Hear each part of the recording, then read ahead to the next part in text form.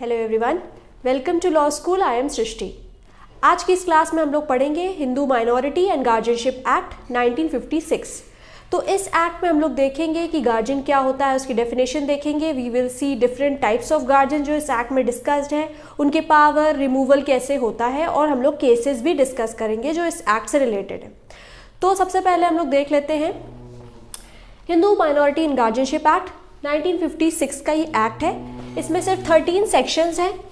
Preamble अगर act का देखें तो प्रियम्बल में लिखा हुआ है it is an act to amend and codify law relating to minority and guardianship among the Hindus. तो ये प्रियम्बल है जो एक्ट के बारे में बताता है कि ये एक्ट किस चीज़ के लिए है। इट इज़ अ एक्ट और a law relating to minority and guardianship among the Hindus. तो अब हम लोग एक एक सेक्शन देखते हैं इसको कि क्या गार्जियन का मतलब होता है और कितने टाइप्स ऑफ गार्जियन है, उनकी क्या पावर है। अब हम लोग देखते हैं section 1, 2 and 3 of this act, और इस एक्ट से रिलेटेड कुछ फैक्ट्स भी हम लोग समझते हैं।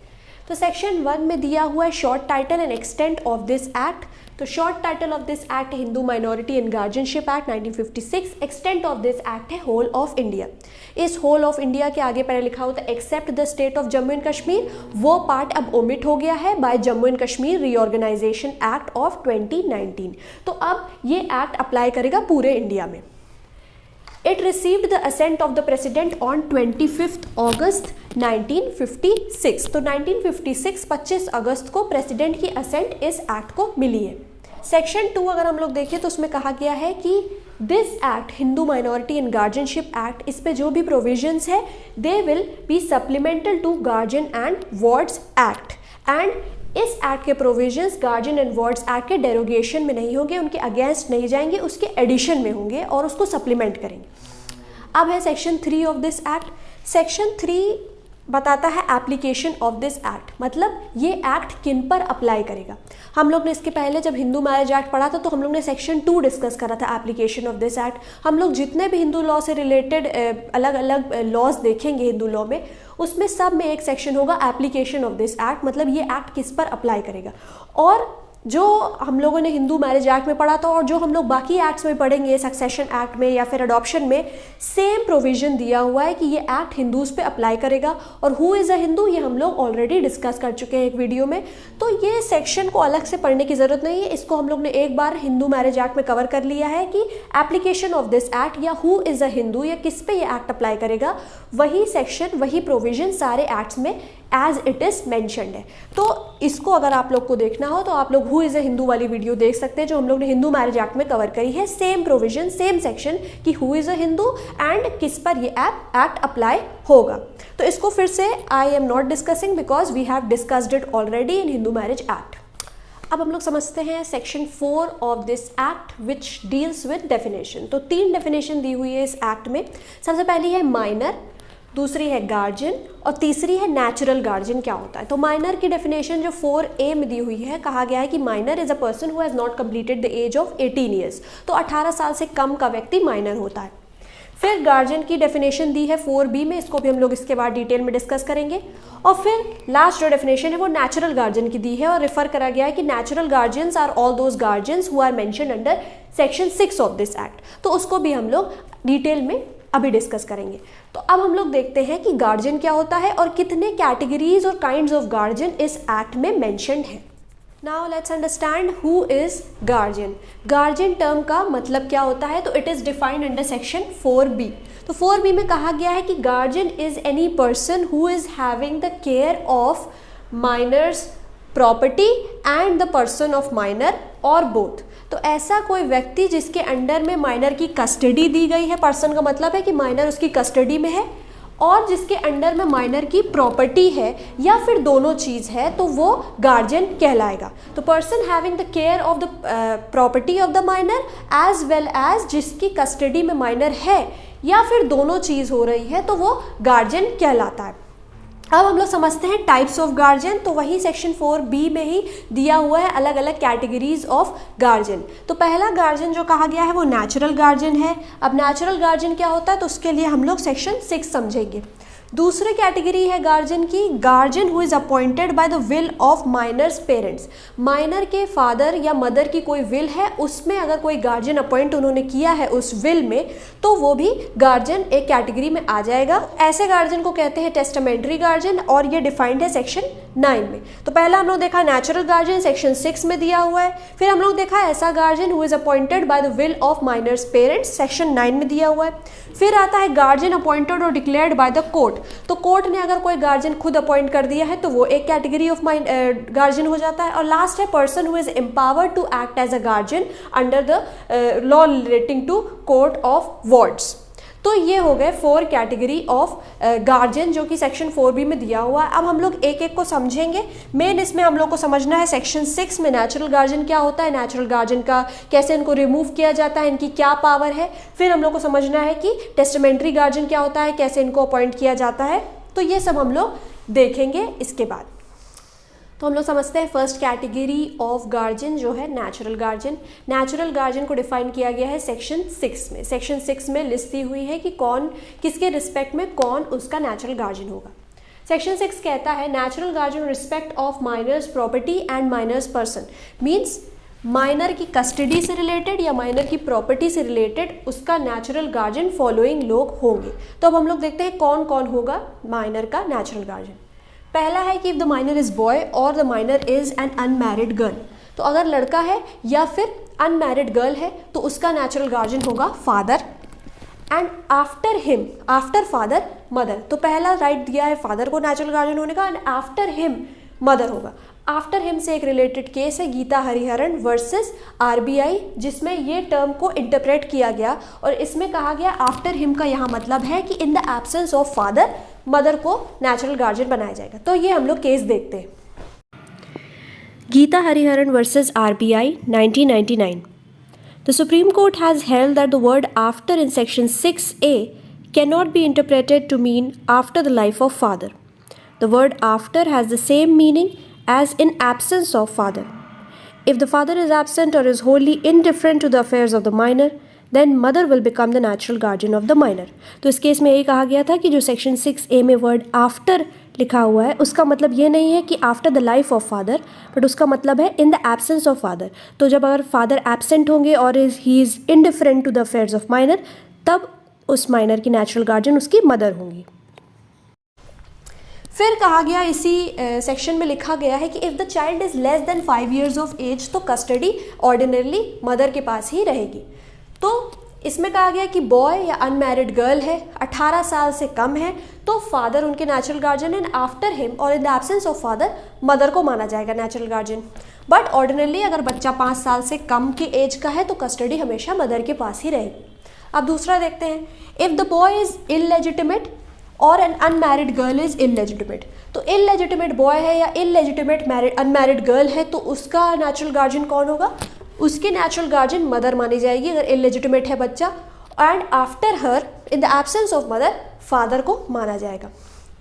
तीसरा देखते हैं मैरिड गर्ल। अगर लड़की मैरिड है और माइनर है तो उसके जो नेचुरल गार्जियन होगा वो उसका हस्बैंड होगा। तो ये 3 कैटेगरीज दी हुई हैं। सबसे पहले हम लोग देखा बॉय या अनमैरिड गर्ल है तो father, and after him mother. 5 साल से कम का है तो कस्टडी मदर के पास रहेगी। दूसरा है इललेजिटिमेट बॉय है या इललेजिटिमेट अनमैरिड गर्ल है तो mother, and after her father. और अगर मैरिड गर्ल है तो उसकी कस्टडी रहेगी हस्बैंड के पास। ये हो गया।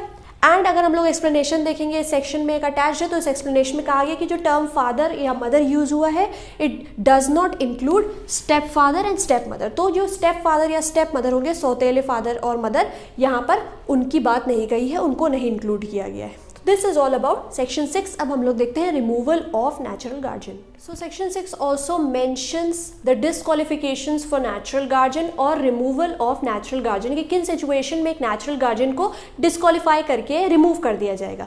तो ये 2 सिचुएशंस मेंशन हैं। पहला, if the natural guardian has ceased to be a Hindu. इसका मतलब है अगर नेचुरल गार्जियन ने किसी और रिलीजन में कन्वर्ट कर लिया है एंड अब वो हिंदू नहीं रह गए हैं तो इनको यहाँ से डिस्क्वालीफाई कर दिया जाएगा नेचुरल गार्जियन होने से। तो पहला है कि he cease to be Hindu और he converted to any other religion. दूसरा है नेचुरल गार्जियन हैज़ कम्प्लीटली और फाइनली रिनाउंस्ड द वर्ल्ड, इन्होंने वर्ल्डली अफेयर्स को त्याग कर दिया है, ये सन्यासी बन गए हैं, हर्मिट बन गए हैं, सन्यास ले लिया है अगर इन लोगों ने, एंड ही हैज़ और शी हैज़ कम्प्लीटली और फाइनली रिनाउंस्ड द वर्ल्ड, तो ये जो है अपना नेचुरल गार्जियन का जो पद है वो इनका छूट जाएगा, डिस्क्वालीफाई कर दिया जाएगा इनको नेचुरल गार्जियन। तो दो डिस्क्वालिफिकेशंस दिए हुए हैं जब नेचुरल गार्जियन को हटा दिया जाएगा। अब हम लोग देखते हैं section 7 which talks about natural guardianship of adoptive son. तो अगर किसी लड़के को अडॉप्ट किया है, गोद लिया है, तो उस अडॉप्टिव सन के नेचुरल गार्जियन कौन होंगे, ये सेक्शन 7 में मेंशन किया गया है। तो सेक्शन 7 में कहा गया है कि natural guardianship of adoptive minor son, अगर ऐसा लड़का है जिसको अडॉप्ट किया है, वो माइनर है, 18 साल से कम है, तो उसकी जो नेचुरल गार्जियनशिप होगी वो पास होगी from his natural parents to his adoptive parents. पहले जिन नेचुरल पेरेंट्स ने जिन्होंने उसको पैदा किया, उनसे उसकी गार्जियनशिप अडॉप्टिव पेरेंट्स, अब जिन्होंने गोद ले लिया है, उन पर पास ऑन कर जाएगी। तो in respect of adoptive minor son, उनके नेचुरल गार्जियन कौन होंगे? अब तो अडॉप्शन के बाद उसके नेचुरल गार्जियन होगा उसके adoptive father, and after him, father के एब्सेंस में, इन the absence of father after him, उसकी अडॉप्टिव मदर रहेंगी उसकी नेचुरल गार्जियन। तो यह सेक्शन 7 में बताया है कि अडॉप्टेड माइनर सन से रिलेटेड कि उनके नेचुरल गार्जियन पहले उनके अडॉप्टेड फादर होंगे and after him adopted mother हो जाएंगी। अब हम लोग समझते हैं section 8 of the act which talks about powers of natural guardian. तो हम लोगों ने सेक्शन 6 में देखा डेफिनेशन ऑफ नेचुरल गार्जियन। अब उन नेचुरल गार्जियन की क्या पावर है in relation to the person and property of minor, ये सेक्शन 8 में दिया हुआ है। तो सेक्शन 8 में अगर हम लोग देखें तो दो चीज़ें दी हुई है, powers of natural guardian and restrictions on such power भी दी है, उनमें क्या क्या रिस्ट्रिक्शंस हैं वो भी मेंशन किए गए हैं। तो पावर अगर हम लोग देखें कि नेचुरल गार्जियन की क्या पावर होती है, तो एक जनरल सा स्टेटमेंट दे दिया गया है कि माइनर के हितों में, माइनर की प्रॉपर्टी से रिलेटेड, उसके बेनिफिट के लिए, उसके प्रोटेक्शन के लिए जो जो कदम उठाए जाने चाहिए वो नेचुरल गार्जियन को उठाने हैं, उसके लिए उनको पावर मिलेगी। तो इसमें कहा गया कि natural guardian has all such powers to do all such acts which are reasonable and proper for minor's benefit. तो माइनर के हित में जो भी रीजनेबल और प्रॉपर कार्य करने के लिए पावर की ज़रूरत है वो नेचुरल गार्जियन को उपलब्ध होगी, वो मिलेगी। और दूसरा कहा गया है फॉर द ऐसी power for the realization, protection, benefit of minor's estate.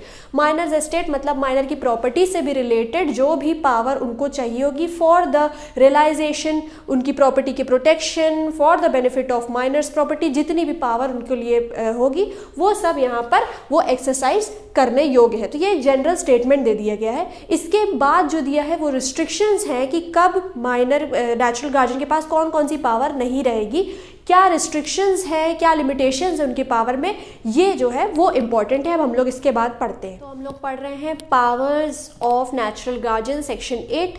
हम लोग ने पावर देखी, अब हम लोग समझने जा रहे हैं restrictions on such power of natural guardian. ये भी सेक्शन 8 में ही दिया हुआ है।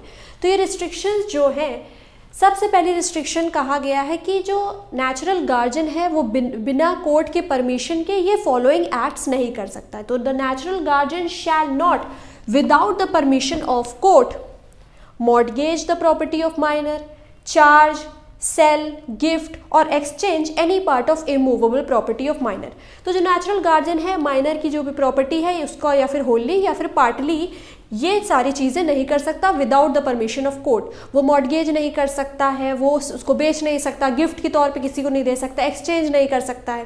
दूसरा कहा गया है कि natural guardian without the permission of the court ये भी नहीं कर सकता, क्या वो लीज नहीं कर सकता है माइनर की property for a term exceeding 5 years। तो 5 साल से ज़्यादा तक की वो लीज नहीं दे सकता है माइनर की प्रॉपर्टी को। एंड जब माइनर मेजॉरिटी अटेन कर लेता है तो उसके बाद वो 1 साल से ज़्यादा तक की लीज नहीं दे सकता है। ये दूसरी चीज़ कहा गया। फिर कहा गया कि any disposal in contravention of section 8 will be voidable.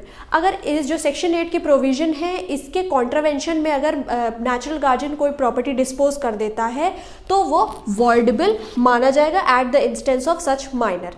तो अगर उसने नेचुरल गार्जियन ने without the permission of the court minor की प्रॉपर्टी को किसी को गिफ्ट कर दिया या फिर माइनर की प्रॉपर्टी को एक्सचेंज कर दिया या लीज पे दे दिया फॉर टर्म एक्सीडिंग 5 year, तो ये जो ट्रांजैक्शन हो जाएगा ये वर्डेबल हो जाएगा at the instance of minor.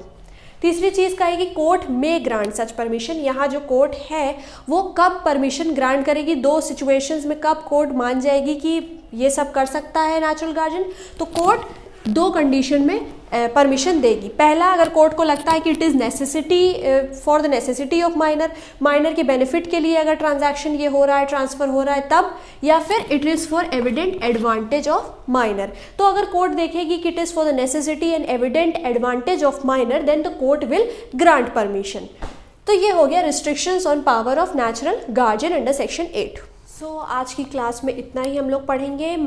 Hindu minority and guardianship act में हम लोग सेक्शन 1 से लेके सेक्शन 8 तक पूरा डिस्कस किया है। नेक्स्ट क्लास में हम लोग समझेंगे कि टेस्टामेंट्री गार्जियन सेक्शन 9 में क्या होता है, टेस्टामेंट्री गार्जियंस की पावर क्या होती है वो समझेंगे, और हम लोग समझेंगे डी फैक्टो गार्जियन क्या होता है, और सेक्शन 13 जो आखिरी सेक्शन है वो भी डिटेल में डिस्कस करेंगे, उससे रिलेटेड केसेस देखेंगे।